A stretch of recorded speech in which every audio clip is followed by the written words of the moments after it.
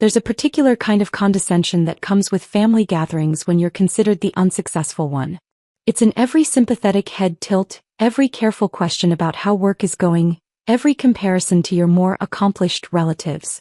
I'd been experiencing it for 7 years now, ever since I'd come home for Christmas at age 26 and told my family I'd taken a job, working at a bank in D.C. They heard bank teller. I didn't correct them. The truth was significantly more complex, but I'd learned early in my career that some explanations weren't worth the effort. Especially with family members who'd already decided who you were and what you were capable of. My family, the Chens, were high achievers in the traditional sense. My older brother Robert was a neurosurgeon at Johns Hopkins. My sister Linda was a partner at a major law firm in New York. My cousin Mike, who never missed an opportunity to remind everyone of his success, ran a regional chain of luxury car dealerships that he'd inherited from his father and somehow took full credit for building. And then there was me, surgeon, the family underachiever who worked at a bank. This particular family reunion was being held at my Uncle Tom's estate in Potomac, Maryland. The house was massive, all stone and glass overlooking 3 acres of manicured lawn.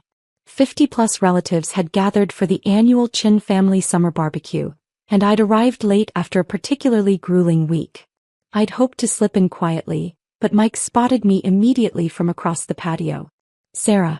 There she is." He called out loudly enough for half the gathering to turn and look. "How's the banking world treating you? Still counting those dollar bills?" Polite laughter rippled through the crowd. I smiled and made my way toward the drink table. "Hi, Mike. The work keeps me busy." "I bet it does," he said, following me.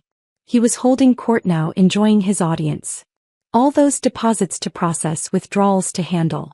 Very important work. "Someone has to do it," I said mildly, pouring myself an iced tea. Robert appeared at my elbow, his expression a mixture of pity and concern. "Sarah, we need to talk about your career trajectory. You're 33 now. Don't you think it's time to consider moving up? Maybe going back to school? An MBA could really help you advance beyond teller work." "I appreciate the concern. I'm serious," he pressed. "Linda and I were talking. We could help you. Get you into a good program, maybe even cover some tuition. You have potential, you just need direction." I took a long drink of tea. I'd had this conversation in various forms at least a dozen times over the years. "That's very generous, but I'm fine where I am." "Fine isn't great though, is it?" Linda had joined us, her designer dress and Cartier watch catching the sunlight. "You should want more for yourself. We all started somewhere, but we pushed ourselves to achieve. That's the Chin way." "The Chin way," I repeated neutrally. "Exactly," Mike jumped in. He was really warming to his subject now, several other relatives gathering around to listen. "Take me for example.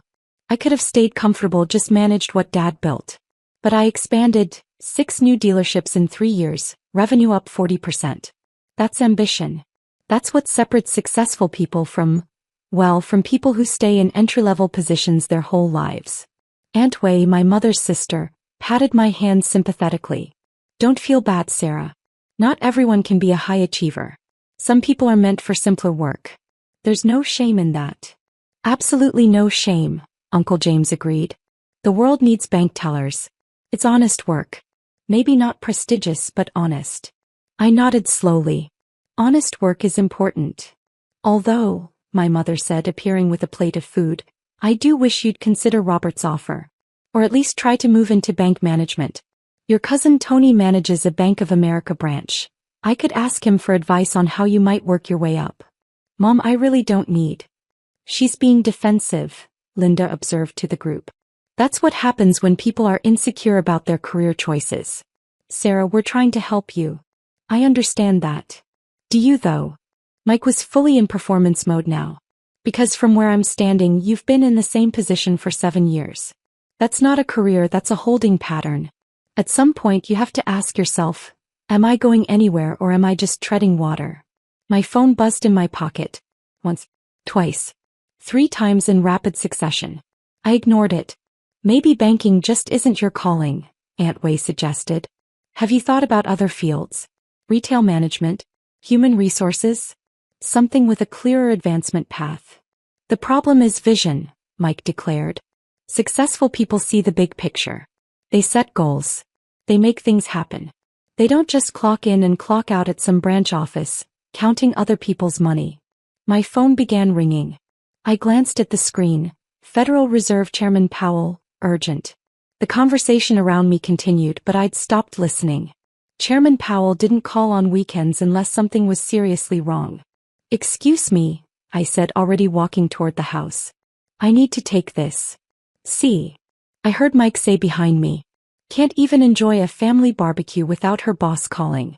That's what happens in those low-level service jobs. No work-life balance, no respect. I answered as I stepped into Uncle Tom's study, closing the door behind me. "Director Chin." "Sarah, I apologize for interrupting your weekend." Chairman Jerome Powell's voice was tense, controlled. "We have a situation. The cryptocurrency market is in free fall. We're looking at a potential $2 trillion collapse. It's spreading to traditional banking faster than our models predicted. I need you to activate the emergency stabilization protocols immediately." My mind shifted instantly into crisis mode. 7 years as Director of Financial Stability at the Federal Reserve had trained me for exactly this scenario. What's the contagion vector? 3 major banks have significant exposure through unhedged crypto derivatives. If they fail, we're looking at cascading defaults across the entire financial system. It could make 2008 look minor. Current liquidity positions? Deteriorating by the hour. The Treasury Secretary is briefing the President now. We need your crisis team assembled and recommendations ready for the emergency Fed meeting in 2 hours. I was already opening my encrypted laptop, pulling up the secure Federal Reserve systems. I'm activating the task force now. I'll need access to all bank exposure reports and real-time market data. You have full authorization. Sarah, I don't need to tell you how serious this is. We have a very narrow window to prevent a complete financial meltdown. Understood, Mr. Chairman. I'll have preliminary recommendations within 90 minutes. This is why you're the Director of Financial Stability. Your team is the best in the world at this. I'm counting on you. We won't let you down. I hung up and immediately began executing the crisis protocols I'd helped develop. First, I messaged my deputy director. Code Red. Activate full crisis team. Emergency Fed meeting in 120 minutes. Then I opened the secure portal that gave me real-time access to the balance sheets of every major financial institution in the United States. The numbers were worse than I'd expected. Much worse. 3 banks were critically exposed. If I didn't act fast, they'd fail by Monday morning. And they were large enough to trigger the exact kind of systemic collapse that my entire career had been devoted to preventing. I pulled up the emergency lending facilities, the overnight repo operations, the discount window provisions. I had the authority to inject liquidity directly into the banking system, up to $500 billion if necessary. But it had to be done strategically, carefully, with surgical precision. My phone buzzed with incoming messages from my crisis team, all of them responding within minutes despite it being Saturday afternoon. These were the best financial stability experts in the world, and we trained for this exact scenario. 20 minutes into my analysis, someone knocked on the study door. I ignored it. Knocked again. "Sarah." It was Robert's voice. "You've been in there for a while. Everything okay?" "I'm working. I'll be out when I can." "Working? On the weekend?"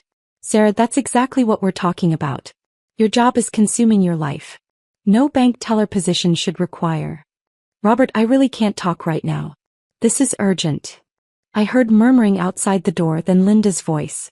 "She's avoiding us. This is what happens when people can't face the truth about their failures."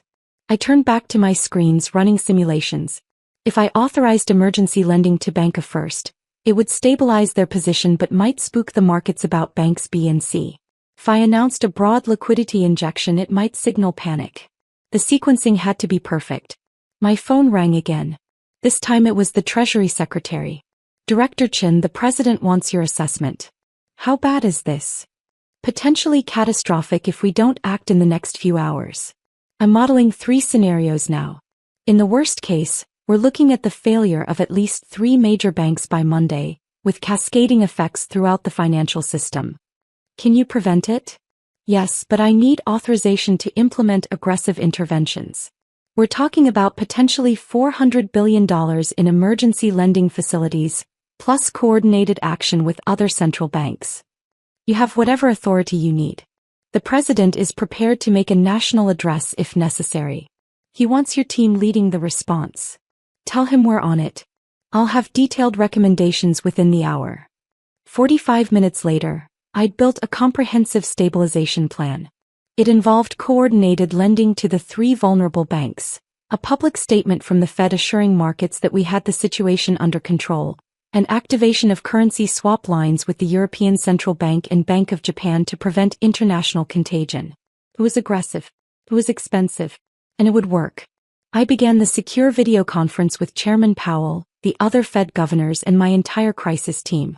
For the next hour, we refined the plan, stress-tested the assumptions, and prepared the public messaging.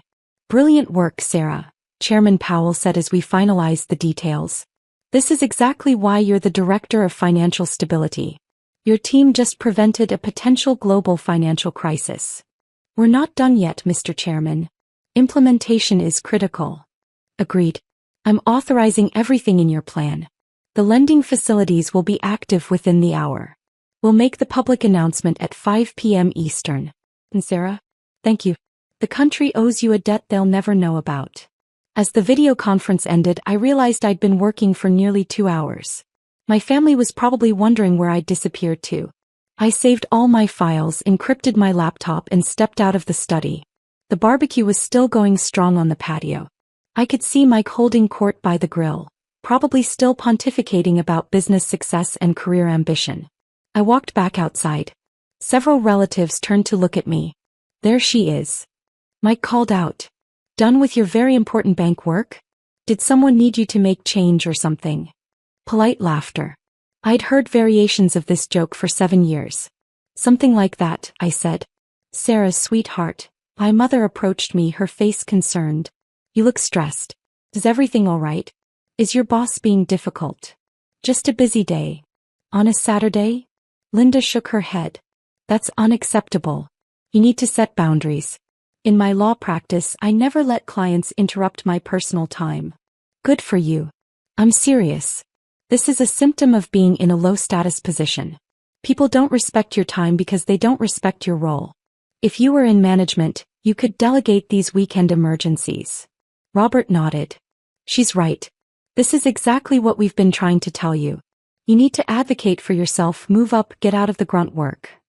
My phone buzzed with a news alert. I glanced at it. Breaking. Federal Reserve announces emergency measures to stabilize financial markets. Within seconds, several other phones around the patio started buzzing with the same alert. Uncle James pulled out his phone and read aloud. The Federal Reserve has implemented comprehensive emergency lending facilities to ensure stability in the banking system following cryptocurrency market volatility. Fed Chair Powell praised the swift action of the Fed's crisis management team. Well, that's concerning, Mike said. Good thing I keep my money diversified. The Fed better know what they're doing. I'm sure they do, I said quietly. Although honestly, he continued, how hard can it be? The Fed just prints money when there's a problem. It's not like they're running actual businesses like some of us. I took a sip of my now warm iced tea. Aunt Wei was reading her phone. It says here that the emergency response was led by the Director of Financial Stability, Sarah Chin. She looked up. That's interesting. Same last name as us. Probably coincidence, Linda said dismissively. Chin is a common name. No, but look. Uncle James had pulled up the Federal Reserve website on his phone. There's a picture. This looks like our Sarah. Several relatives crowded around his phone. There was a long moment of silence. That's not. Mike started, then stopped. Robert grabbed the phone from Uncle James. His face went pale. Sarah Chin, Director of Financial Stability, Federal Reserve System. Appointed at age 26, youngest director in Fed history. Previously served as senior economist at the International Monetary Fund. PhD in economics from MIT, master's from LSE, undergraduate degree from Harvard. He looked up at me. Sarah? What is this? Bio, I said simply. But you said you worked at a bank, my mother said, her voice faint. I do work at a bank. The most important bank in the country. The Federal Reserve Bank of the United States. The Federal Reserve, Linda repeated slowly. You work for the Federal Reserve. I don't just work for it. I'm one of the senior directors. I oversee financial stability for the entire U.S. banking system. Mike's face had gone from tan to grayish. But you said, we all thought you were a bank teller. No, you all assumed I was a bank teller. I said I worked at a bank in D.C. You never asked which bank or what I did there. We asked about your job constantly. Robert protested. You asked if I was still at the bank and I said yes. You asked if the work kept me busy and I said yes. You never once asked what my actual title was or what my responsibilities were. You just assumed. Aunt Wei was scrolling through the Federal Reserve website, her expression shifting from confusion to shock. It says here you manage a team of 200 economists and analysts. That you advise the Federal Reserve Board on systemic risk. That you've testified before Congress 14 times. 15 actually. I testified to the Senate Banking Committee last month. The call you just took, Uncle James said slowly. That was about the financial crisis. The one that's all over the news right now. Yes. Chairman Powell needed me to activate our emergency stabilization protocols. Chairman Powell, Robert repeated. Jerome Powell. The chairman of the Federal Reserve. Told you. Personally. He's technically my boss, so yes, he calls me when there are crises that fall under my directorate. Mike had sat down heavily in a patio chair. The cryptocurrency collapse. The emergency lending. That was you. That was my team. I just led the response and designed the intervention strategy. How much, he asked faintly. How much emergency lending did you authorize? The details are confidential, but the public announcement mentioned the scale of the facilities we activated. Linda was reading her phone. This article says the Fed authorized up to $400 billion in emergency lending. Did you personally authorize that? I developed the recommendation. Chairman Powell and the Federal Reserve Board authorized it. But yes, the plan was mine. There was absolute silence on the patio. 50+ relatives all staring at me. You control $400 billion, Mike said, his voice barely a whisper. I don't control it. I have the authority to recommend its deployment when financial stability is threatened. There's a significant difference. Sarah, my mother said, and she was crying now. Why didn't you tell us? I tried. 7 years ago at Christmas I said I'd been appointed as a director at the Federal Reserve. Everyone was talking about Linda's promotion to partner and Dad said, "That's nice, dear," and changed the subject. At Thanksgiving 3 years ago I mentioned testifying to Congress about systemic risk, and Mike said it was cute that I was interested in economics. Last summer I talked about coordinating with the European Central Bank on banking regulations, and Robert asked if that was something I'd read about online. But you never corrected us when we called you a bank teller, Linda said. I did. Multiple times. You didn't listen. Eventually I realized that you'd decided who I was and what I did and nothing I said would change that. So I stopped trying. Robert was reading through my official Federal Reserve biography, his hands shaking. MIT. PhD in economics. Dissertation on systemic financial risk and contagion models. Published in the American Economic Review. Winner of the Fisher-Black Prize for the best financial economist under 40. He looked up. You're one of the leading financial economists in the world. Some people think so, yes. The Fisher-Black Prize, Uncle James said. I know what that is. That's like the Nobel Prize for young economists.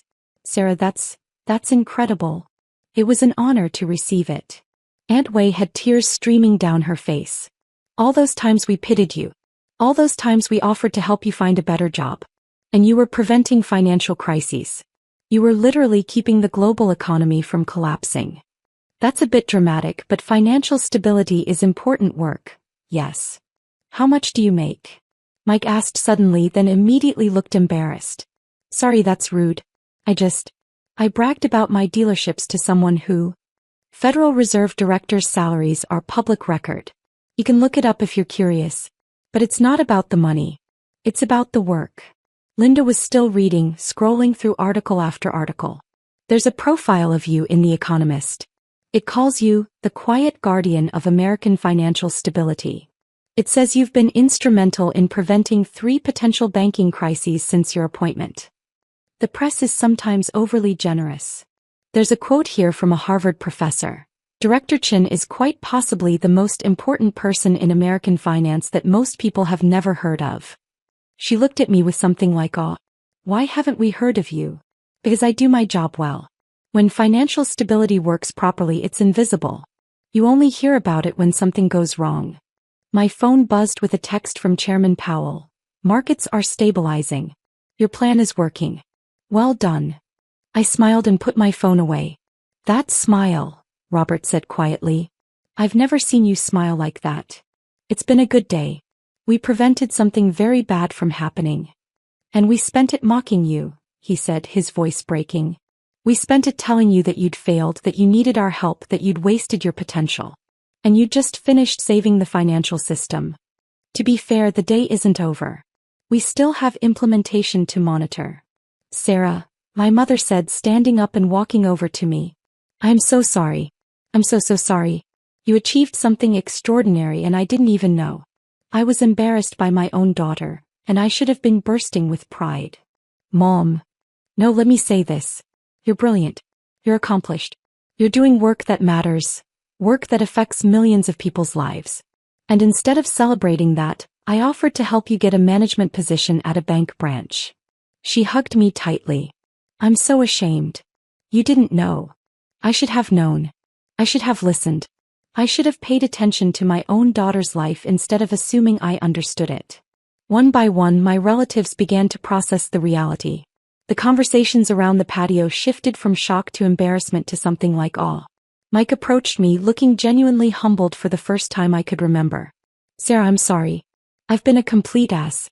I bragged about car dealerships to someone who literally manages the stability of the U.S. banking system. I feel like an idiot. Your work is important too, Mike. People need cars. But I didn't need to be such a jerk about it. I didn't need to constantly put you down to make myself feel important. No, I agreed. You didn't. He nodded, accepting the rebuke. For what it's worth, I'm impressed. Really impressed. And sorry. Robert had pulled up a video on his phone. Footage of me testifying before Congress about banking regulations. I've seen this before, he said wonderingly.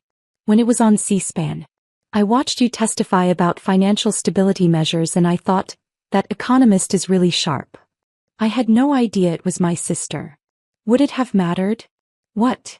If you'd known it was me, would you have been proud? Or would you have still assumed I must be exaggerating or that someone else was doing the real work? He thought about that. I honestly don't know. And that's shameful. Linda was reading through the comments on a financial news article about the Fed's emergency action. All these economists and bankers praising Director Chen's decisive action. They're talking about you. They respect you. And I've been offering you career advice like you're a struggling entry-level employee. Your intentions were good. My intentions were condescending. There's a difference. She set down her phone. Sarah, I don't know how to fix this. I don't know how to undo 7 years of dismissiveness and mockery. You can't undo it. You can only learn from it. Meaning maybe next time you ask instead of assume. Maybe you listen instead of lecturing. Maybe you consider that people might be more than they appear. She nodded slowly. That's fair. That's more than fair. The rest of the barbecue passed in a blur. Instead of being the pitted underachiever, I suddenly became the center of attention. But this time with respect instead of condescension. People asked genuine questions about my work. They listened to my answers. They treated me like an accomplished professional instead of a failure who needed help. Felt strange. And long overdue. As the evening wound down, Uncle Tom pulled me aside. Sarah, I owe you an apology too. I've been hosting these gatherings for 20 years, and I've watched everyone celebrate your siblings' successes while ignoring yours. I should have said something. I should have made sure people understood what you'd accomplished. It's not your responsibility. Maybe not. But I'm family too and I let you down. He paused. For what it's worth, your father would have been so proud. He always said you were the smartest of all the Chin kids. Looks like he was right. My father had passed away when I was in graduate school before my career had really begun. The mention of him hit harder than I expected. Thanks, Uncle Tom. That means a lot. As I drove home to my apartment in Georgetown, my phone buzzed with messages from various relatives. Apologies, questions, expressions of admiration. I'd respond to them eventually. But right now I had more important things to focus on. The markets would open in less than 48 hours, and I needed to make sure our stabilization measures held. Because that was the thing about financial stability work. It never really stopped. There was always another crisis brewing, another risk to assess, another potential disaster to prevent. My family had spent 7 years thinking I was a bank teller, feeling sorry for me, offering to help me find a better path. They'd been wrong. About all of it. But in a strange way, their underestimation had been freeing. It meant I never had to perform for them, never had to justify my choices, never had to compete with my siblings for approval. I just quietly built a career that mattered. A career that affected millions of people's lives, that kept the financial system stable, that prevented the kind of economic catastrophes that could devastate entire nations. And if it took a global financial crisis for my family to notice, well, that said more about them than it ever did about me. My phone buzzed with one final message, this one from Chairman Powell. Markets are holding steady. Your team did exceptional work today. Take tomorrow off, you've earned it. I smiled and put my phone away. Take tomorrow off. As if preventing financial crises followed a schedule. But I appreciated the thought. Director Sarah Chin, Federal Reserve System. Not a bank teller. Not a failure. Not someone who needed help finding her way. Just someone who'd quietly become one of the most important financial policymakers in the world. And that was enough.